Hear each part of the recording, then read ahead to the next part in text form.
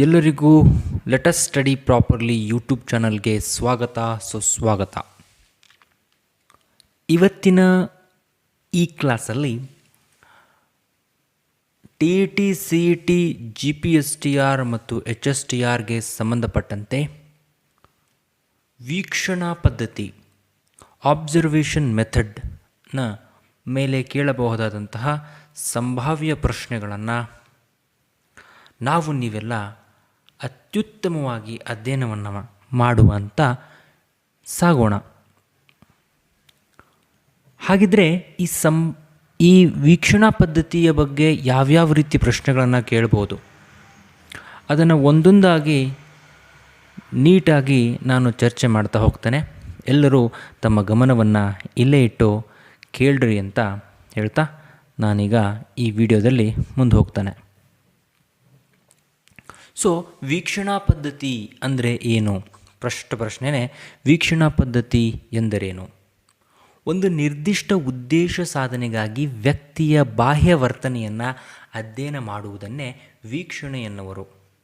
ಕೇವಲ ವೀಕ್ಷಣೆ ಅಂದರೆ ನೋಡುವುದು ಅಂತ ಅರ್ಥ ಅಲ್ಲ.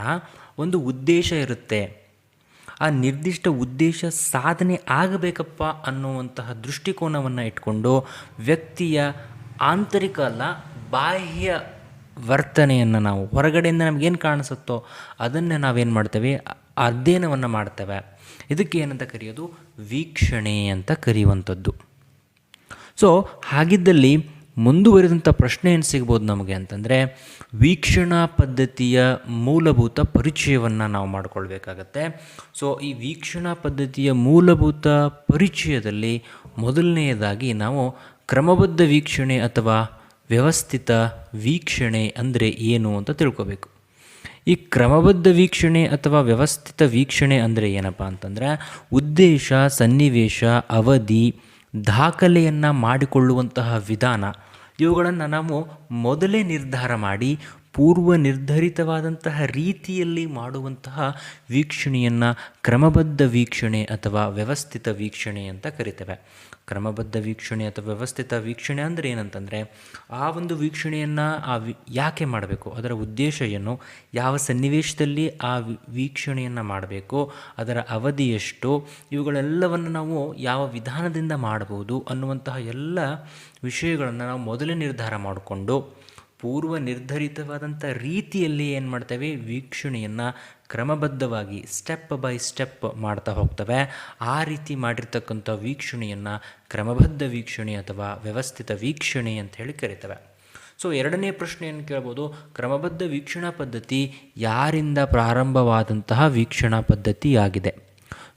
ಕ್ರಮಬದ್ಧ ವೀಕ್ಷಣಾ ಪದ್ಧತಿಯು ವರ್ತನಾವಾದಿಗಳಿಂದ ಪ್ರಾರಂಭವಾಗಿರ್ತಕ್ಕಂತಹ ವಿಧಾನವಾಗಿದೆ. ಮುಂದಿನ ಪ್ರಶ್ನೆ, ಕ್ರಮಬದ್ಧ ವೀಕ್ಷಣಾ ಪದ್ಧತಿಯನ್ನು ಹೆಚ್ಚು ಬಳಕೆಗೆ ತಂದವರು ಯಾರು? ಕ್ರಮಬದ್ಧ ವೀಕ್ಷಣಾ ಪದ್ಧತಿಯನ್ನು ಹೆಚ್ಚು ಜಾರಿಗೆ ತಂದವರು, ಬಳಕೆಗೆ ತಂದವರು JB ವ್ಯಾಟ್ಸನ್ ಎಂಬಂತಹ ವರ್ತನವಾದಿ ಈ ವಿಧಾನವನ್ನು ಹೆಚ್ಚು ಬಳಕೆಗೆ ತಂದಿದ್ದಾರೆ. JB Watson. ನೆಕ್ಸ್ಟು, ವೀಕ್ಷಣಾ ವಿಧಾನವನ್ನು ಬಳಸಲು ಪ್ರಾರಂಭಿಸಲಿಕ್ಕೆ ಕಾರಣ ಏನು? ಯಾಕೆ ನಾವು ವೀಕ್ಷಣಾ ಪದ್ಧತಿಯನ್ನು ಸ್ಟಾರ್ಟ್ ಮಾಡಿದ್ವಿ? ಮನೋವಿಜ್ಞಾನದಲ್ಲಿ ಮಾನವನ ಹಾಗೂ ಪ್ರಾಣಿಗಳ ವರ್ತನೆಯ ಬಗ್ಗೆ ಮಾಹಿತಿಯನ್ನು ಸಂಗ್ರಹಣೆ ಮಾಡೋದಕ್ಕೋಸ್ಕರವಾಗಿ ಅಂತರಾವಲೋಕನದ ಬದಲು ವೀಕ್ಷಣಾ ವಿಧಾನವನ್ನು ಬಳಸಲಿಕ್ಕೆ ಪ್ರಾರಂಭಿಸ್ತಾರೆ. ಏನು ಮಾಡ್ತಾರೆ ರೀ? ಮನೋವಿಜ್ಞಾನದಲ್ಲಿ ಮಾನವನ ಹಾಗೂ ಪ್ರಾಣಿಗಳ ವರ್ತನೆಯ ಬಗ್ಗೆ ಮಾಹಿತಿಯನ್ನು ಸಂಗ್ರಹಿಸುವುದಕ್ಕೋಸ್ಕರವಾಗಿ ಅಂತರಾವಲೋಕನದ ಬದಲು ವೀಕ್ಷಣಾ ವಿಧಾನವನ್ನು ಬಳಸಿಕೊಳ್ಳುತ್ತಾರೆ. ಮುಂದಿನ ಪ್ರಶ್ನೆಗಳು, ವೀಕ್ಷಣಾ ವಿಧಾನಕ್ಕೆ ಸಂಬಂಧಿಸಿದಂತಹ ಸರಿಯಾದ ಹೇಳಿಕೆಗಳು ಇಲ್ಲಿ ಚರ್ಚೆ ಮಾಡಿದ್ದೇವೆ. ಪರೀಕ್ಷೆಯಲ್ಲಿ ಯಾವುವು ಸರಿಯಾದ ಹೇಳಿಕೆಗಳು ಅಂತ ಕೇಳ್ಬೋದು, ಹಾಗೂ ಯಾವುವು ಸರಿಯಾದ ಹೇಳಿಕೆಗಳಲ್ಲ ಅಂತಲೂ ಕೂಡ ಕೇಳ್ಬೋದು. ಹೀಗಾಗಿ ಈ ಪ್ರಶ್ನೆಯನ್ನು ಎಲ್ಲರೂ ತುಂಬ ಶ್ರದ್ಧೆಯಿಂದ ಕೇಳಿಸ್ಕೊಳ್ಬೇಕು.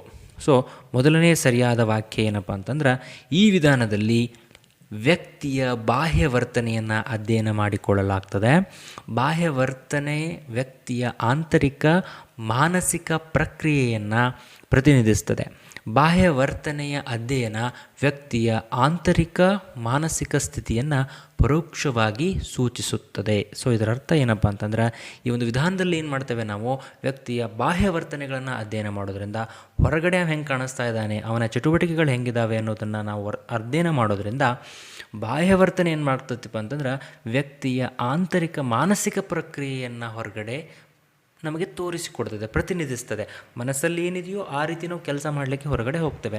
ನಮ್ಮ ಕ್ರಿಯೆಗಳು ನಮ್ಮ ಮನಸ್ಸಿನಲ್ಲಿರ್ತಕ್ಕಂಥ ವಿಚಾರಗಳನ್ನೇ ಪ್ರತಿನಿಧಿಸ್ತವೆ. ಹೀಗಾಗಿ ಬಾಹ್ಯ ವರ್ತನೆಯ ಅಧ್ಯಯನ ವ್ಯಕ್ತಿಯ ಆಂತರಿಕ ಮಾನಸಿಕ ಸ್ಥಿತಿಯನ್ನು ಪರೋಕ್ಷವಾಗಿ, ಪ್ರತ್ಯಕ್ಷವಾಗಿ ಅಲ್ಲ ಪರೋಕ್ಷವಾಗಿ ತೋರಿಸಿಕೊಡ್ತದೆ ಅನ್ನುವಂಥದ್ದು. ಇನ್ನು ವೀಕ್ಷಣಾ ವಿಧಾನದಲ್ಲಿ ವ್ಯಕ್ತಿಯ ವರ್ತನೆಯ ಬಗ್ಗೆ ಇಂದ್ರಿಯಾನುಭವವನ್ನು ಪಡೆದು ಅದನ್ನು ವಿಶ್ಲೇಷಿಸಲಾಗ್ತದೆ, ನಂತರ ಅದನ್ನು ಅರ್ಥೈಸಿಕೊಳ್ಳಲಾಗ್ತದೆ. ವೀಕ್ಷಣಾ ವಿಧಾನದಲ್ಲಿ ಏನಾಗ್ತದೆ ಅಂತಂದ್ರೆ, ವ್ಯಕ್ತಿಯ ಬಾಹ್ಯ ವರ್ತನೆಯ ಬಗ್ಗೆ ನಾವು ಇಂದ್ರಿಯ ಅನುಭವಗಳನ್ನು ಪಡೆದು, ಅಂದರೆ ನಾವೇ ಏನು ಮಾಡ್ತೀವಿ, ಕಣ್ಣಾರೆ ನೋಡ್ತೇವೆ, ಕಿವಿಯಾರೆ ಕೇಳ್ತೇವೆ. ಸೊ ಅವುಗಳನ್ನು ಮತ್ತೆ ವಿಶ್ಲೇಷಣೆ ಮಾಡಲಾಗ್ತದೆ. ಯಾಕೆ ಹಿಂಗೆ ಮಾಡ್ದ, ಯಾಕೆ ಕಾರಣ ಏನು, ಯಾವ ರೀತಿ ಮಾಡ್ದ. ಸೊ ಅದನ್ನು ವಿಶ್ಲೇಷಣೆ ಮಾಡಿ ಅದನ್ನು ಮತ್ತು ಅರ್ಥವನ್ನು ಮಾಡ್ಕೊಳ್ತಾ ಹೋಗ್ತೇವೆ ನಾವು. ಇನ್ನು ವೀಕ್ಷಣಾ ವಿಧಾನವು ವಿಕಾಸ ಮನೋವಿಜ್ಞಾನ ಮತ್ತು ಮಕ್ಕಳ ಮನೋವಿಜ್ಞಾನದಲ್ಲಿ ಬೆಳವಣಿಗೆಯ ಲಕ್ಷಣಗಳನ್ನು ಅಧ್ಯಯನ ಮಾಡುವ ಮೂಲಕ ಆ ಕ್ಷೇತ್ರಗಳ ಬೆಳವಣಿಗೆಯಲ್ಲಿ ಸಹಾಯಕವಾಗಿದೆ. ಅಂದರೆ ನಾವೇನು ಮಾಡ್ತೇವೆ ಅಂತಂದರೆ, ಮಕ್ಕಳ ಮನೋವಿಜ್ಞಾನದಲ್ಲಿ ಆಗಿರ್ಬೋದು ಹಾಗೂ ಇನ್ನೊಂದು ವಿಕಾಸ ಮನೋವಿಜ್ಞಾನದಲ್ಲಾಗಿರ್ಬೋದು, ಈ ಎರಡೂ ವಿಜ್ಞಾನಗಳಲ್ಲಿ ವೀಕ್ಷಣಾ ವಿಧಾನವನ್ನು ಬಳಸಿಕೊಂಡು ನಾವೇನು ಮಾಡ್ತೇವೆ, ಬೆಳವಣಿಗೆಯ ಲಕ್ಷಣಗಳನ್ನು ಅಧ್ಯಯನ ಮಾಡ್ತೇವೆ. ಸೊ ಈ ರೀತಿ ಬೆಳವಣಿಗೆಯ ಲಕ್ಷಣಗಳನ್ನು ಅಧ್ಯಯನ ಮಾಡುವುದರ ಮೂಲಕ ವಿಕಾಸ ಮನೋವಿಜ್ಞಾನ ಹಾಗೂ ಮಕ್ಕಳ ಮನೋವಿಜ್ಞಾನದ ಕ್ಷೇತ್ರಗಳು ಏನಾಗ್ತಿದ್ದಾವೆ, ಡೆವಲಪ್ ಆಗೋದಕ್ಕೆ ಈ ವೀಕ್ಷಣಾ ವಿಧಾನ ನಮಗೆ ಸಹಕಾರಿಯಾಗಿದೆ ಅನ್ನುವಂಥದ್ದು.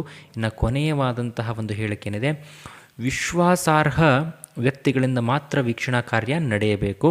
ಅಂದರೆ ನಮಗೆ ನಂಬಿಕೆ ಇರಬೇಕು, ಆ ವ್ಯಕ್ತಿ ಮಾತ್ರ ಏನು ಮಾಡಬೇಕಾಗತ್ತೆ, ಅಬ್ಸರ್ವೇಷನ್ ಮಾಡಬೇಕು. ಸೊ ತರಗತಿಯ ಶಿಕ್ಷಕ ತನ್ನ ವಿದ್ಯಾರ್ಥಿಗಳನ್ನು ವೀಕ್ಷಿಸುವ ಮೂಲಕ ಅವರ ಹಲವಾರು ವರ್ತನಾ ಸಮಸ್ಯೆಗಳಿಗೆ ಕಾರಣಗಳನ್ನು ತಿಳಿಯಬಹುದು ಮತ್ತು ಸೂಕ್ತ ಪರಿಹಾರವನ್ನು ಕಂಡುಕೊಳ್ಳುವುದಕ್ಕೆ ಈ ವೀಕ್ಷಣಾ ಪದ್ಧತಿ ತುಂಬ ಸಹಕಾರಿಯಾಗಿದೆ ಅನ್ನುವಂಥದ್ದು ಮುಂದುವರೆದಂತಹ ಪ್ರಶ್ನೆಗಳು. ಇನ್ನು ವೀಕ್ಷಣಾ ಪದ್ಧತಿಯ ವಿಧಗಳು ಯಾವುವು? ವೀಕ್ಷಣಾ ಪದ್ಧತಿಯ ವಿಧಗಳಲ್ಲಿ ನಾವು ಪ್ರಮುಖವಾಗಿ 3 ವಿಧಗಳನ್ನು ನೋಡ್ತೇವೆ. ಒಂದು ನಿಯಂತ್ರಿತ ಸನ್ನಿವೇಶದ ವೀಕ್ಷಣೆ, ಭಾಗಶಃ ನಿಯಂತ್ರಿತ ಸನ್ನಿವೇಶದ ವೀಕ್ಷಣೆ ಹಾಗೂ ಸ್ವತಂತ್ರ ಸನ್ನಿವೇಶದ ವೀಕ್ಷಣೆ ಅಥವಾ ಸ್ವಾಭಾವಿಕ ವೀಕ್ಷಣೆ ಅಂತ ಕೂಡ ಕರಿತೇವೆ. ಇನ್ನು ಭಾಗಶಃ ನಿಯಂತ್ರಿತ ಸನ್ನಿವೇಶದ ವೀಕ್ಷಣೆಯನ್ನು ನಾವೇನಂತ ಕರಿತೇವೆ ಅಂತಂದರೆ, ಇನ್ನೊಂದು ಹೆಸರಿನಿಂದ ಅಂದರೆ ಸಹಭಾಗಿತ್ವ ಅಂತಂದರೆ, ಇಲ್ಲಿ ವೀಕ್ಷಕ ಏನು ಮಾಡ್ತಾನೆ ಅಂತಂದರೆ ಅದೇ ಗುಂಪಿನಲ್ಲಿ ವೀಕ್ಷಣೆಗೆ ಒಳಪಡ್ತಾ ಇರತಕ್ಕಂಥ ಗುಂಪಿನ ಒಂದು ಭಾಗವಾಗಿ ತಾನೂ ಏನು ಮಾಡ್ತಾನೆ, ಭಾಗಿಯಾಗ್ತಾನೆ. ಹೀಗಾಗಿ ಇಲ್ಲಿ ಸಹಭಾಗಿತ್ವ ವೀಕ್ಷಣೆ ಅಂತ ನಾವಿದನ್ನು ಕರಿತೇವೆ ಅನ್ನುವಂಥದ್ದು ಮುಂದುವರಿದಂತಹ ಪ್ರಶ್ನೆಗಳು. ವೀಕ್ಷಣೆಯ ವಿಧಗಳ ವಿವರಣೆ. ಸೊ ಹಾಗಿದ್ರೆ ಮೊದಲ ಪ್ರಶ್ನೆ ಏನು ಬರ್ತದೆ, ನಿಯಂತ್ರಿತ ಸನ್ನಿವೇಶದ ವೀಕ್ಷಣೆ ಅಂದರೆ ಏನು? ವ್ಯಕ್ತಿಯನ್ನು ಉದ್ದೇಶಪೂರ್ವಕವಾಗಿ ಒಂದು ನಿಯಂತ್ರಿತ ಸನ್ನಿವೇಶಕ್ಕೆ ಒಳಪಡಿಸಿ ಅಂತಹ ಸನ್ನಿವೇಶದಲ್ಲಿ ಅವನ ನಿರ್ದಿಷ್ಟ ವರ್ತನೆಗಳನ್ನು ವೀಕ್ಷಿಸುವ ವಿಧಾನವನ್ನು ನಿಯಂತ್ರಿತ ವೀಕ್ಷಣೆ ಅನ್ನುವರು. ಸೊ ಇಲ್ಲಿ ಏನಾಗುತ್ತೆ ಹಂಗಂತಂದರೆ, ಒಬ್ಬ ವ್ಯಕ್ತಿಯನ್ನು ಉದ್ದೇಶಪೂರ್ವಕವಾಗಿಯೇ ಒಂದು ನಿಯಂತ್ರಿತ ಸನ್ನಿವೇಶಕ್ಕೆ ನಾವೇನು ಮಾಡ್ತೇವೆ, ಒಳಪಡಿಸ್ತೇವೆ. ಅಂತಹ ಸನ್ನಿವೇಶದಲ್ಲಿ ಅವನು ಯಾವ ರೀತಿ ಬಿಹೇವ್ ಮಾಡ್ತಾನೆ, ಆತನ ವರ್ತನೆಗಳು ಹೆಂಗಿದ್ದಾವೆ ಅಂತ ನಾವೇನು ಮಾಡ್ತೇವೆ, ಅಬ್ಸರ್ವ್ ಮಾಡ್ತೇವೆ. ಇದನ್ನೇನಂತ ಕರೆಯೋದು, ನಿಯಂತ್ರಿತ ವೀಕ್ಷಣೆ ಅಂತ ಕರೆಯುವಂಥದ್ದು. ಇಂತಹ ವೀಕ್ಷಣೆಯನ್ನು ನಾವೆಲ್ಲಿ ಮಾಡ್ತೇವೆ ಅಂತಂದರೆ ಪ್ರಯೋಗಶಾಲಾ ಸನ್ನಿವೇಶಗಳಲ್ಲಿ ಮಾತ್ರ ಮಾಡಲಿಕ್ಕೆ ಸಾಧ್ಯ ಉಂಟು. ಇದನ್ನು ಎಲ್ಲೆಂದರಲ್ಲಿ ಮಾಡಲಿಕ್ಕೆ ಆಗುವುದಿಲ್ಲ. ಇಲ್ಲೇನು ಬೇಕು, ಪ್ರಯೋಗಶಾಲಾ ಸನ್ನಿವೇಶದ ಅವಶ್ಯಕತೆ ಇದೆ. ಇದು ಅತ್ಯುತ್ತಮ ವಿಧಾನವಾದರೂ ಸಹ ತರಗತಿಯ ಶಿಕ್ಷಕನಿಗೆ ಹೆಚ್ಚು ಉಪಯುಕ್ತ ವಿಧಾನವಲ್ಲ. ನಿಯಂತ್ರಿತ ಸನ್ನಿವೇಶದ ವೀಕ್ಷಣೆ ವಿಧಾನ ಇದೆ ಅಲ್ವಾ, ಇದು ಅತ್ಯುತ್ತಮ ವಿಧಾನ ಹೌದು, ಆದರೆ ತರಗತಿಯ ಶಿಕ್ಷಕನಿಗೆ ಇದು ಹೆಚ್ಚು ಉಪಯುಕ್ತವಲ್ಲ. ಯಾಕಂದರೆ ಎವ್ರಿ ಟೈಮು ಅಲ್ಲಿ ಪ್ರಯೋಗಶಾಲಾ ಸನ್ನಿವೇಶವನ್ನು ನಾವು ರೆಡಿ ಮಾಡಿಕೊಳ್ಳೋಕ್ಕಾಗೋದಿಲ್ಲ. ಇನ್ನು ಮುಂದುವರೆದಂತೆ ಭಾಗಶಃ ನಿಯಂತ್ರಿತ ಸನ್ನಿವೇಶದ ವೀಕ್ಷಣೆ ಅಥವಾ ಸಹಭಾಗಿತ್ವ ವೀಕ್ಷಣೆ ಅಂದರೆ ಏನು? ಇಲ್ಲಿ ವೀಕ್ಷಕ ವೀಕ್ಷಣೆಗೊಳಪಡುವ ಗುಂಪಿನ ಒಂದು ಭಾಗವಾಗಿ ಪಾಲ್ಗೊಳ್ಳುತ್ತಾನೆ. ಗುಂಪಿನ ಮಕ್ಕಳೊಡನೆ ಉತ್ತಮ ಬಾಂಧವ್ಯವನ್ನು ಬೆಳೆಸಿಕೊಂಡು ಅವರ ಜೊತೆಗಿದ್ದೇ ಅವರಿಗೆ ಅರಿವಿಲ್ಲದಂತೆಯೇ ಅವರ ವರ್ತನೆಯನ್ನು ವೀಕ್ಷಣೆ ಮಾಡ್ತಾ ಇದ್ದಾನೆ. ನಾನು ಆಗಲೇ ಹೇಳಿರೋ ರೀತಿಯಲ್ಲಿ ವೀಕ್ಷಣೆಗೆ ಒಳಪಡುವಂತಹ ಗುಂಪಿನ ಸದಸ್ಯರೊಂದಿಗೆ ತಾನೂ ಒಬ್ಬನಾಗಿ ಇಲ್ಲಿ ವೀಕ್ಷಕ ಏನು ಮಾಡ್ತಾನಪ್ಪ ಅಂತಂದರೆ ಈ ಒಂದು ವಿಧಾನದಲ್ಲಿ ತನ್ನನ್ನು ತಾನೂ ಒಳಪಡಿಸಿಕೊಂಡು ಅವರೊಟ್ಟಿಗೆ ಇದ್ದು ಆ ಗುಂಪಿನ ವರ್ತನೆಯನ್ನು ಅಧ್ಯಯನ ಮಾಡ್ತಾನೆ. ಇಲ್ಲಿ ಆ ಗುಂಪಿನ ಸದಸ್ಯರೊಂದಿಗೆ ತನ್ನ ಉತ್ತಮ ಬಾಂಧವ್ಯವನ್ನು ಬೆಳೆಸಿಕೊಳ್ತಾನೆ. ಇದರಿಂದಾಗಿ ಆ ಸದಸ್ಯರುಗಳ ವರ್ತನೆಯನ್ನು ಈತ ಇನ್ನೂ ನೈಜವಾಗಿ, ಇನ್ನೂ ಹೆಚ್ಚಾಗಿ, ಇನ್ನೂ ಆಳವಾಗಿ ಅಧ್ಯಯನ ಮಾಡಲಿಕ್ಕೆ ಸಾಧ್ಯವಾಗ್ತದೆ ಅನ್ನುವಂಥದ್ದು. ಒಂದು ಉದಾಹರಣೆ ತೆಗೆದುಕೊಳ್ಳೋದಾದರೆ, ಶಾಲೆಯ ಒಬ್ಬ ದೈಹಿಕ ಶಿಕ್ಷಕ ತನ್ನ ಶಾಲೆಗೆ ಒಂದು ವಾಲಿಬಾಲ್ ತಂಡವನ್ನು ಆಯ್ಕೆ ಮಾಡಬೇಕಾದಂತಹ ಸಿಚುವೇಶನ್ ಬಂದಾಗ ಅವನು ಅವರೊಟ್ಟಿಗೆ ಕೆಲವು ದಿನಗಳ ಕಾಲ ಆಟ ಆಡ್ತಾನೆ, ಜೊತೆಗೆ ಅವರ ಆಟವನ್ನು ವೀಕ್ಷಣೆ ಕೂಡ ಮಾಡ್ತಾನೆ. ಕೆಲವು ದಿನಗಳ ನಂತರ ಅವನ ವೀಕ್ಷಣೆಯ ಆಧಾರದ ಮೇಲೆ ಒಂದು ತಂಡವನ್ನು ಆಯ್ಕೆ ಮಾಡ್ತಾನೆ. ಇದು ಒಂದು ಅತ್ಯುತ್ತಮವಾದಂತಹ ಉದಾಹರಣೆ ಆಗಿದೆ ಈ ಒಂದು ವಿಧಾನಕ್ಕೆ. ಇನ್ನು ನೆಕ್ಸ್ಟ್ ಪ್ರಶ್ನೆ, ಸ್ವತಂತ್ರ ಸನ್ನಿವೇಶದ ವೀಕ್ಷಣೆ ಅಥವಾ ಸ್ವಾಭಾವಿಕ ವೀಕ್ಷಣೆ ಅಂದರೆ ಏನು? ಸ್ವಾಭಾವಿಕ ಸನ್ನಿವೇಶಗಳಲ್ಲಿ ಮಕ್ಕಳು ಪ್ರಕಟಿಸುವಂತಹ ವರ್ತನೆಯನ್ನು ಈ ವಿಧಾನದಿಂದ ನಾವು ವೀಕ್ಷಣೆ ಮಾಡ್ಬೋದು. ನ್ಯಾಚುರಲ್ ಆಗಿ ಮಕ್ಕಳ ಬಿಹೇವಿಯರ್ ಹೆಂಗಿದೆ ಅನ್ನೋದನ್ನು ನಾವು ತಿಳ್ಕೊಳ್ಳೋದಕ್ಕೋಸ್ಕರವಾಗಿ ಈ ಸ್ವಾಭಾವಿಕ ವೀಕ್ಷಣೆಯ ಪದ್ಧತಿಯನ್ನು ನಾವು ಬಳಸ್ಕೊಳ್ತೇವೆ. ಈ ವಿಧಾನದಲ್ಲಿ ವೀಕ್ಷಣೆಗೆ ಒಳಪಡುವವರಿಗೆ ತಮ್ಮ ವರ್ತನೆಯನ್ನು ವೀಕ್ಷಿಸ್ತಾ ಇದ್ದಾರೆ ಅಂಥೇಳಿ ತಿಳಿದಿರುವುದಿಲ್ಲ. ಇಲ್ಲೇನಾಗ್ತದೆ, ವೀಕ್ಷಣೆಗೆ ಒಳಪಡುವಂಥವರಿಗೆ ನಾವು ವೀಕ್ಷಣೆಗೆ ಒಳಪಟ್ಟಿದ್ದೇವೆ ಎಂದು ಇಲ್ಲಿ ತಿಳಿದಿರುವುದಿಲ್ಲ. ಈ ವಿಧಾನದಲ್ಲಿ ಸನ್ನಿವೇಶ ವೀಕ್ಷಕ ಸೃಷ್ಟಿಯಲ್ಲ ಮತ್ತು ವೀಕ್ಷಕನಿಗೆ ಸನ್ನಿವೇಶದ ಯಾವುದೇ ಘಟಕಗಳ ಮೇಲೆ ಹಿಡಿತ ಇರುವುದಿಲ್ಲ. ಆ ಒಂದು ಸನ್ನಿವೇಶವನ್ನು ಇಲ್ಲಿ ವೀಕ್ಷಕ ಸೃಷ್ಟಿನೂ ಮಾಡಿರುವುದಿಲ್ಲ. ನಿಯಂತ್ರಿತ ವೀಕ್ಷಣೆಯಲ್ಲಿ ಮಾಡಿರೋ ರೀತಿಯಲ್ಲಿ ಇಲ್ಲಿ ವೀಕ್ಷಕ ಯಾವುದೇ ರೀತಿಯ ಸನ್ನಿವೇಶವನ್ನು ನಿಯಂತ್ರಣ ಮಾಡಿರೋದಿಲ್ಲ ಮತ್ತು ವೀಕ್ಷಕನಿಗೆ ಸನ್ನಿವೇಶದ ಯಾವುದೇ ಘಟಕಗಳ ಮೇಲೂ ಹಿಡಿತ ಇರೋದಿಲ್ಲ. ಸನ್ನಿವೇಶ ಇಲ್ಲಿ ಇಂಡಿಪೆಂಡೆಂಟ್ ಆಗಿಯೇ ಇರುತ್ತೆ. ಈ ವಿಧಾನವನ್ನು ಗೆಸೆಲ್ರವರು ಯಾರು ಯೂಸ್ ಮಾಡ್ತಾರೆ? ಗೆಸೆಲ್ರವರು ತಮ್ಮ ಶಿಶು ಚಿಕಿತ್ಸಾಲಯದಲ್ಲಿ ಒಮ್ಮುಖ ಗಾಜಿನ ಪರದೆಯನ್ನು ಬಳಸುವ ಮೂಲಕ ಅಪಸಮಾಯೋಜಿತ ಮಕ್ಕಳ ವರ್ತನೆಯನ್ನು ವೀಕ್ಷಿಸುತ್ತಿದ್ದರು. ಈ ವಿಧಾನವನ್ನು ಯಾರು ಬಳಸ್ತಾ ಇದ್ರು? ಗೆಸೆಲ್ರವರು ಬಳಸ್ತಾ ಇದ್ರು. ಎಲ್ಲಿ ಬಳಸ್ತಾ ಇದ್ರು ಅಂದರೆ ತಮ್ಮ ಶಿಶು ಚಿಕಿತ್ಸಾಲಯದಲ್ಲಿ ಒಮ್ಮುಖ ಗಾಜಿನ ಪರದೆಯನ್ನು ಬಳಸುವ ಮೂಲಕ ಅಪಸಮಾಯೋಜಿತ ಮಕ್ಕಳ ವರ್ತನೆಯನ್ನು ವೀಕ್ಷಣೆ ಮಾಡ್ತಾಯಿದ್ರು.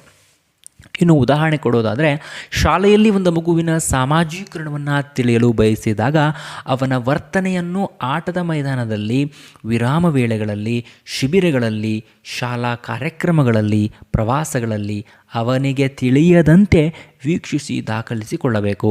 ಈ ಎಲ್ಲ ವೀಕ್ಷಣಾ ವಿಧಾನಗಳಲ್ಲಿ ವಸ್ತುನಿಷ್ಠ ದಾಖಲೆಗಳನ್ನು ಇಡುವಂಥದ್ದು ಅತ್ಯಂತ ಮುಖ್ಯವಾಗ್ತದೆ. ನಂತರ ಅದನ್ನು ವಿಶ್ಲೇಷಿಸಿ ವರ್ತನೆಯ ಬಗ್ಗೆ ಸೂಕ್ತ ತೀರ್ಮಾನಗಳನ್ನು ಕೈಗೊಳ್ಳಲಾಗ್ತದೆ ಅನ್ನುವಂಥದ್ದು. ಇನ್ನು ನೆಕ್ಸ್ಟ್ ಪ್ರಶ್ನೆ, ವೀಕ್ಷಣಾ ವಿಧಾನದ ಗುಣಗಳು ಏನು? ವೀಕ್ಷಣಾ ವಿಧಾನದ ಗುಣಗಳಿಗೆ ಸಂಬಂಧಪಟ್ಟಂತೆ ಪ್ರಶ್ನೆಯನ್ನು ಕೇಳಬಹುದು. ಸೊ ಹಾಗಾಗಿ ಆ ಗುಣಗಳನ್ನು ನಾವು ತಿಳ್ಕೊಳ್ಬೇಕು. ಈ ಪದ್ಧತಿ ವಸ್ತುನಿಷ್ಠವಾಗಿದ್ದು ಯಾರು ಬೇಕಾದರೂ ಇದನ್ನು ಅಳವಡಿಸಿಕೊಳ್ಳಬಹುದು ಅಂತಾಗಿದೆ. ಕರೆಕ್ಷನ್ ಮಾಡ್ಕೊಳ್ಳಿ, ಅಳವಡಿಸಿಕೊಳ್ಳಬಹುದು. ಈ ಪದ್ಧತಿಯನ್ನು ಯಾರು ಬೇಕಾದರೂ ಏನು ಮಾಡ್ಬೋದಪ್ಪ ಅಂತಂದ್ರೆ ಅಳವಡಿಸಿಕೊಳ್ಬೋದು. ಇದು ಅತ್ಯಂತ ವಸ್ತುನಿಷ್ಠವಾಗಿದೆ. ಅಂದರೆ ಏನೈತಿ ಅದನ್ನು ಹೇಳ್ತತಿ ಅನ್ನುವಂಥದ್ದು. ಒಬ್ಬರು ಕೈಗೊಂಡ ತೀರ್ಮಾನಗಳನ್ನು ಇನ್ನೊಬ್ಬರು ಅಂತಹದೇ ಸನ್ನಿವೇಶದಲ್ಲಿ ವೀಕ್ಷಿಸಿ ಫಲಿತಾಂಶವನ್ನು ತಾಳೆ ನೋಡಬಹುದು. ಫಾರ್ ಎಕ್ಸಾಂಪಲ್, ನಾನು ವೀಕ್ಷಣಾ ವಿಧಾನದ ಮೂಲಕ ಒಂದು ಅಬ್ಸರ್ವೇಷನ್ ಮಾಡಿ ರಿಸಲ್ಟ್ ಬರೆದಿಟ್ಟಿರ್ತಾನೆ. ಅಂಥದೇ ಸನ್ನಿವೇಶವನ್ನು ಇನ್ನೊಬ್ಬ ವ್ಯಕ್ತಿ ಬಳಸಿ ಅಂಥದೇ ಸನ್ನಿವೇಶದಲ್ಲಿ ತಾನೂ ಅಬ್ಸರ್ವೇಷನ್ ಮಾಡಿ ತನಗೇನು ಅನ್ನಿಸ್ತದೆಯೋ ಅದನ್ನು ಅಬ್ಸರ್ವೇಷನ್ ಮಾಡಿ ಬರೆದಿಟ್ಟು ನನ್ನ ಅಬ್ಸರ್ವೇಷನ್ಸಿಗೂ ಅವನ ಅಬ್ಸರ್ವೇಷನ್ಸ್ಗೂ ಏನು ಮಾಡ್ಬೋದು, ತಾಳೆ ಮಾಡಿ ನೋಡಬಹುದು. ಅರ್ಥ ಆಗ್ತಾಯಿದೆಯಾ? ಇದು ವೀಕ್ಷಣಾ ವಿಧಾನ. ಇನ್ನು ವ್ಯಕ್ತಿಗೆ ತಿಳಿಯದಂತೆ ವೀಕ್ಷಿಸುವುದರಿಂದ ವರ್ತನೆಗಳೇನಾಗಿರ್ತವೆ, ಆಲ್ಮೋಸ್ಟ್ ನ್ಯಾಚುರಲ್ ಆಗೇ ಇರ್ತವೆ, ಸ್ವಾಭಾವಿಕವಾಗಿಯೇ ಇರ್ತವೆ. ಇನ್ನು ವೀಕ್ಷಣಾ ವಿಧಾನವನ್ನು ಯಾವುದೇ ವಯಸ್ಸಿನ ಮಿತಿ ಇಲ್ಲದೆ ಬಳಸಬಹುದು. ಇದನ್ನು ಸಣ್ಣ ಮಕ್ಕಳಿಂದ ಹಿಡಿದು ವಯಸ್ಸಾಗಿರ್ತಕ್ಕಂತಹ ಎಲ್ಲರಿಗೂ ಕೂಡ ನಾವು ಇದನ್ನು ಬಳಸ್ಕೊಳ್ಬೋದು. ಈ ವಿಧಾನದಲ್ಲಿ ಹೆಚ್ಚು ಸಮಯ ಮತ್ತು ಹಣದ ವ್ಯತ್ಯಯ ಆಗುವಂತಿಲ್ಲ. ಇದೊಂದು cost effective and time effective method ಆಗಿದೆ. ಈ ವಿಧಾನದಲ್ಲಿ ವ್ಯಕ್ತಿ ಮತ್ತು ಗುಂಪುಗಳನ್ನು ಸಹ ನಾವು ಅಧ್ಯಯನ ಮಾಡಬಹುದು. ಕೇವಲ ಏಕ ವ್ಯಕ್ತಿಯಲ್ಲ, ಬಹುಜನರನ್ನು ಒಳಗೊಂಡಿರ್ತಕ್ಕಂಥ ಗುಂಪನ್ನು ಕೂಡ ನಾವಿಲ್ಲಿ ಏನು ಮಾಡ್ಬೋದು, ಅಧ್ಯಯನ ಮಾಡಬಹುದು. ವೀಕ್ಷಣೆಯ ಮೂಲಕ ವಿದ್ಯಾರ್ಥಿಗಳ ವಿಕಾಸಾತ್ಮಕ ಗುಣಲಕ್ಷಣಗಳನ್ನು ಕೂಡ ನಾವು ಅಧ್ಯಯನ ಮಾಡ್ಬೋದು. ಏನು ಮಾಡ್ಬೋದು ರೀ, ವಿದ್ಯಾರ್ಥಿಗಳ ವಿಕಾಸಾತ್ಮಕ ಗುಣಲಕ್ಷಣಗಳನ್ನು ಕೂಡ ನಾವಿಲ್ಲಿ ಅಧ್ಯಯನ ಮಾಡ್ಬೋದು. ಮಕ್ಕಳಲ್ಲಿ ಕಂಡುಬರ್ತಕ್ಕಂತಹ ಅಶಿಸ್ತು, ಹಠಮಾರಿತನ, ಕಲಿಕೆಯಲ್ಲಿ ಹಿಂದುಳಿದಿರುವಿಕೆ, ಅಪರಾಧದ ಗುಣಗಳು, ಒಂಟಿತನ ಮುಂತಾದವುಗಳನ್ನು ವೀಕ್ಷಣೆ ಮಾಡುವುದರ ಮೂಲಕ ನಾವೇನು ಮಾಡ್ಬೋದು, ಶಿಕ್ಷಕರಾದಂಥವರು ಮಾರ್ಗದರ್ಶನವನ್ನು ನೀಡ್ಬೋದು. ಮಕ್ಕಳಲ್ಲಿ ಕಂಡುಬರ್ತಕ್ಕಂತಹ ಅಶಿಸ್ತು, ಹಠಮಾರಿತನ, ಕಲಿಕೆಯಲ್ಲಿ ಹಿಂದುಳಿದಿರುವಿಕೆ, ಅಪರಾಧ ಗುಣಗಳು, ಒಂಟಿತನ ಮುಂತಾದವುಗಳನ್ನು ವೀಕ್ಷಣೆ ಮಾಡುವ ಮೂಲಕ ಮಾರ್ಗದರ್ಶನ ನೀಡಬಹುದು. ವ್ಯಕ್ತಿತ್ವದ ಅಳತೆಯಲ್ಲಿ ಈ ಅಬ್ಸರ್ವೇಷನ್ ಮೆಥಡ್ಡು ತುಂಬ ಸಹಕಾರಿಯಾಗಿದೆ. ಇವೆಲ್ಲ ವೀಕ್ಷಣಾ ವಿಧಾನಕ್ಕೆ ಸಂಬಂಧಪಟ್ಟಂಥ ಗುಣಗಳಿಗೆ ಸಂಬಂಧಪಟ್ಟಂತಹ ಅಂಶಗಳು. ಇನ್ನು ವೀಕ್ಷಣಾ ವಿಧಾನದ ಮಿತಿಗಳು. ಮೆಥಡ್ಡು ಎಷ್ಟೇ ಚೆನ್ನಾಗಿದ್ರೂ ಕೂಡ ಅದು ಅದರದ್ದೇ ಆದಂಥ ಮಿತಿಯನ್ನು ಒಳಗೊಂಡಿರುತ್ತೆ. ಹೌದಾ? ಸೊ ಆ ಮಿತಿಗಳನ್ನು ತಿಳಿದುಕೊಳ್ಳುವಂಥದ್ದು ತುಂಬ ಅತ್ಯವಶ್ಯಕ. ಈ ಪದ್ಧತಿಯಲ್ಲಿ ಬಾಹ್ಯ ವರ್ತನೆಯನ್ನು ಮಾತ್ರ ವೀಕ್ಷಣೆ ಮಾಡೋದರಿಂದ ಕೆಲವೊಮ್ಮೆ ಬಾಹ್ಯ ವರ್ತನೆ ವ್ಯಕ್ತಿಯ ಆಂತರಿಕ ಮಾನಸಿಕ ಪ್ರಕ್ರಿಯೆಯನ್ನು ಪ್ರತಿಬಿಂಬಿಸುವುದಿಲ್ಲ. ನಮ್ಮೆಲ್ಲ ಕೆಲಸಗಳು ಕೂಡ ನಮ್ಮ ಆಂತರಿಕ ಪ್ರಕ್ರಿಯೆಯನ್ನೇ ಪ್ರತಿಬಿಂಬೆ ಮಾಡಬೇಕು ಅಂತ ಏನೂ ಇಲ್ಲ. ಮನಸ್ಸಲ್ಲಿ ಒಂದಿಟ್ಕೊಂಡು ನಾವು ಮತ್ತೊಂದು ಕೆಲಸವನ್ನು ಮಾಡ್ಬೋದು. ಇಷ್ಟ ಇಲ್ಲದೇ ಇದ್ರೂ ಕೂಡ ನಾವು ಒಂದು ಕೆಲಸ ಮಾಡೋಕ್ಕೆ ಹೋದಂಥ ಸಂದರ್ಭದಲ್ಲಿ ಆ ಕೆಲಸ ಮಾಡಾಕತ್ತಾನ ಅಂತ ಅಬ್ಸರ್ವೇಷನ್ ಮಾಡಿರ್ತಕ್ಕಂಥ ವ್ಯಕ್ತಿ ಮನಸ್ಸಿಟ್ಕೊಂಡೇ ಮಾಡಾಕತ್ತಿರ್ಬೇಕು ಬಿಡು ಅನ್ನುವಂತಹ ಒಂದು ಕನ್ಕ್ಲೂಷನ್ನಿಗೆ ಬಂದಪ್ಪ ಅಂತಂದರೆ ನನ್ನ ಆಂತರಿಕ ಪ್ರಕ್ರಿಯೆಯ ಬಗ್ಗೆ ಆತ ತಪ್ಪು ಮಾಹಿತಿಯನ್ನು ಹೊಂದಿದ ಅಂತ ಅರ್ಥ ಆಗುತ್ತೆ. ಸೊ ಹೀಗಾಗಿ ಈ ಪದ್ಧತಿಯ ಲಿಮಿಟೇಷನ್ ಏನಪ್ಪ ಅಂತಂದರೆ ಎಲ್ಲ ಬಾಹ್ಯ ವರ್ತನೆಗಳು ಕೂಡ ವ್ಯಕ್ತಿಯ ಆಂತರಿಕ ಸ್ಥಿತಿಯನ್ನೇ ವ್ಯಕ್ತಪಡಿಸುವುದಿಲ್ಲ. ನೆಕ್ಸ್ಟು, ವೀಕ್ಷಣೀಯ ಸಂದರ್ಭದಲ್ಲಿ ದತ್ತಾಂಶಗಳನ್ನು ದಾಖಲಿಸುವಾಗ ವರದಿ ಮಾಡುವಲ್ಲಿ ಮತ್ತು ಅದನ್ನು ಅರ್ಥೈಸಿಕೊಳ್ಳುವಿಕೆಯಲ್ಲಿ ವ್ಯಕ್ತಿನಿಷ್ಠತೆಗೆ ಅವಕಾಶ ಇದೆ, ಸಬ್ಜೆಕ್ಟಿವಿಟಿಗೆ ಅವಕಾಶ ಇದೆ. ಏನಾಗಿರ್ತದೆ, ವೀಕ್ಷಣೆಯನ್ನು ಕೂಡ ಮಾಡಿರ್ತಾರೆ, ದತ್ತಾಂಶಗಳನ್ನು ಕೂಡ ದಾಖಲೆ ಮಾಡಿರ್ತಾರೆ. ಆ ದಾಖಲೆ ಮಾಡುವಂಥ ಸಂದರ್ಭದಲ್ಲಿ ದಾಖಲಿಸುವಂತಹ ವ್ಯಕ್ತಿ ತನಗೆ ಹೆಂಗೆ ಅನಿಸಿರ್ತದೆಯೋ ಅದನ್ನು ಬರಿತಾನೆ ಅನ್ನುವಂಥದ್ದು. ಆನಂತರ ವರದಿ ಮಾಡಿರ್ತಕ್ಕಂತಹ ಸಮಯದಲ್ಲಿಯೂ ಕೂಡ ತನ್ನ ಅಂಶವನ್ನು ಅಂದರೆ ಆ ವ್ಯಕ್ತಿಯ ಸ್ವಯಂ ಒಪಿನಿಯನ್ಸ್ಗಳನ್ನು ಆತ ಅಲ್ಲಿ ಬರೆಯುವಂಥ ಸಂದರ್ಭದ ಇರುತ್ತೆ. ಇನ್ನು ಇದೆಲ್ಲ ಆದಮೇಲೂ ಕೂಡ ಇನ್ನೊಬ್ಬ ವ್ಯಕ್ತಿ ಆ ಒಂದು ರಿಪೋರ್ಟನ್ನು ಓದುವಾಗ ತನಗೆ ಯಾವ ರೀತಿ ಅದು ಅರ್ಥ ಆಗುತ್ತೋ ಆ ರೀತಿ ತನ್ನ ವ್ಯಕ್ತಿನಿಷ್ಠತೆಯನ್ನು, ತನ್ನ ಸಬ್ಜೆಕ್ಟಿವಿಟಿಯನ್ನು ಅಲ್ಲಿ ಬಳಸುವಂತಹ ಅವಕಾಶ ಇರುತ್ತೆ.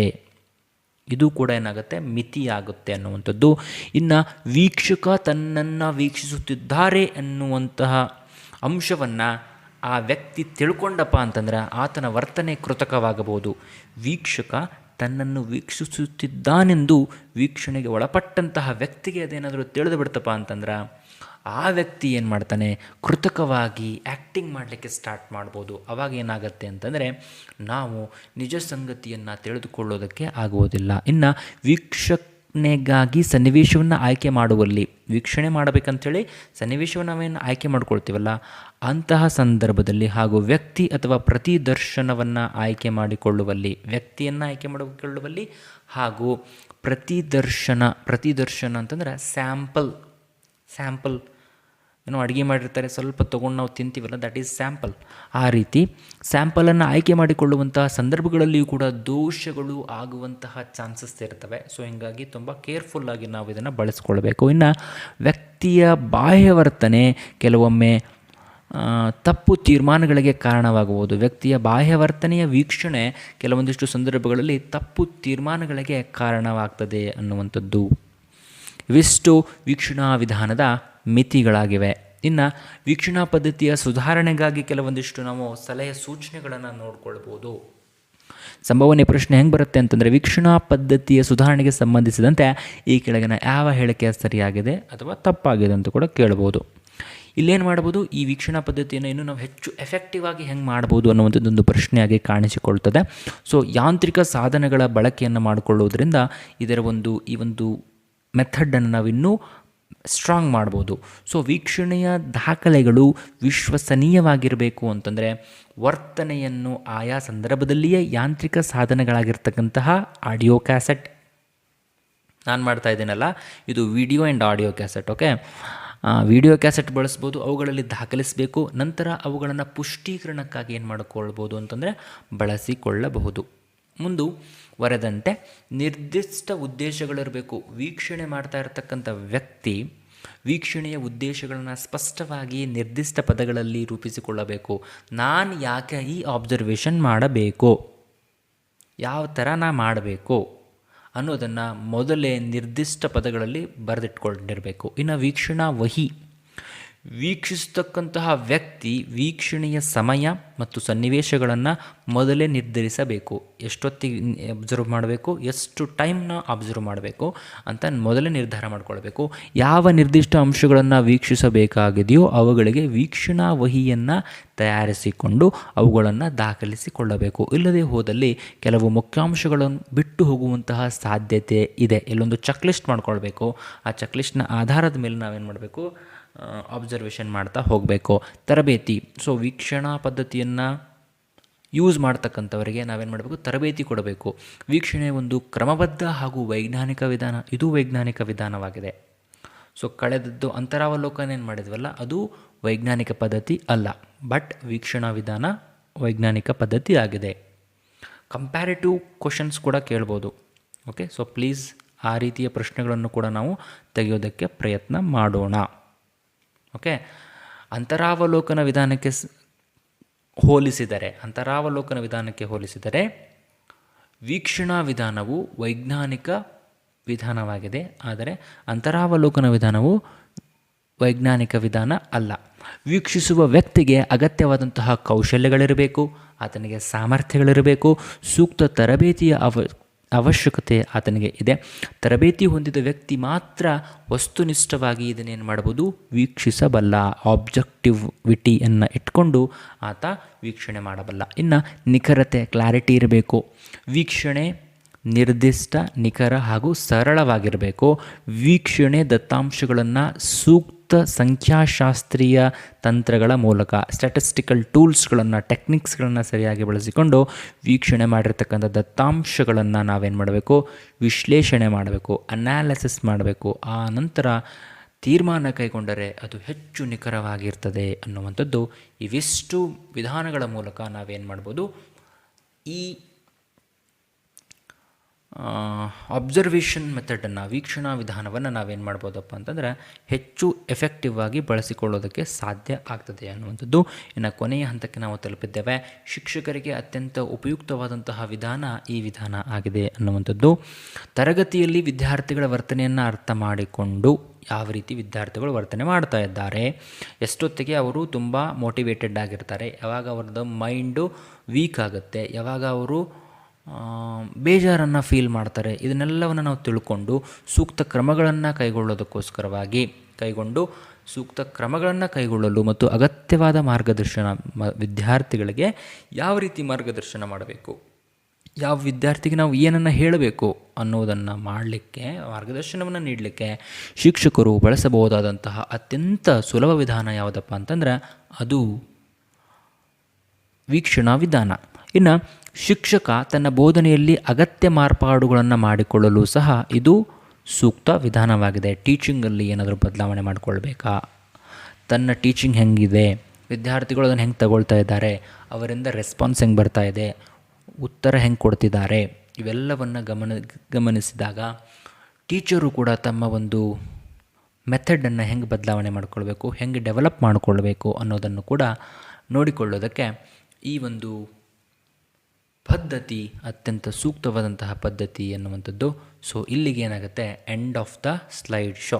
ಸೊ ಇಷ್ಟೊತ್ತು ಈ ಒಂದು ವಿಡಿಯೋ ಕಾರ್ಯಕ್ರಮವನ್ನು ಕೇಳಿರ್ತಕ್ಕಂಥ ತಮ್ಮೆಲ್ಲರಿಗೆ ತುಂಬ ಹೃದಯದ ಧನ್ಯವಾದಗಳು.